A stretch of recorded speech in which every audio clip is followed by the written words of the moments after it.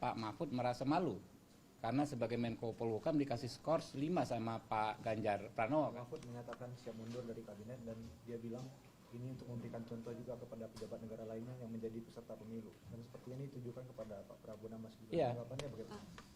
Justru kita mempertanyakan ya, kalau menurut kami mundur nggak mundur sebagai sebagai menteri itu kan nggak diatur di undang-undang, karena undang-undang memperbolehkan menteri aktif maju sebagai capres atau cawapres. Lalu kalau beliau beranggapan misalnya mundur itu nilainya positif daripada tidak mundur. Jadi mundur itu nilainya positif, tidak mundur nilainya negatif.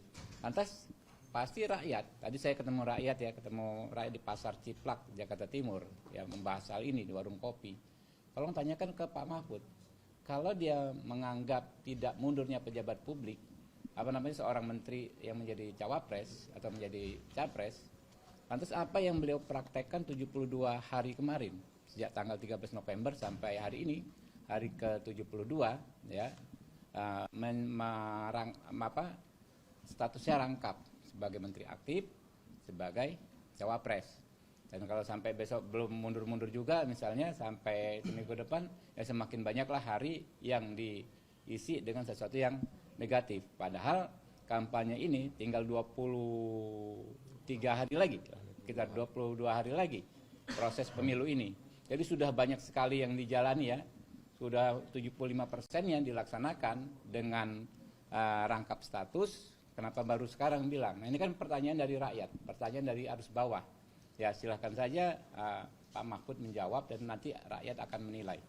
Tapi di sisi lain Pak Mahfud juga bilang menunggu momentum untuk keluar dari kabinet.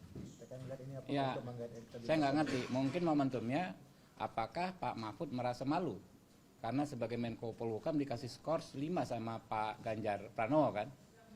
Mungkin seperti itu momentum ya, apa mungkin ada momentum lain misalnya dia dipermalukan lagi seperti itu baru mundur, saya nggak ngerti deh.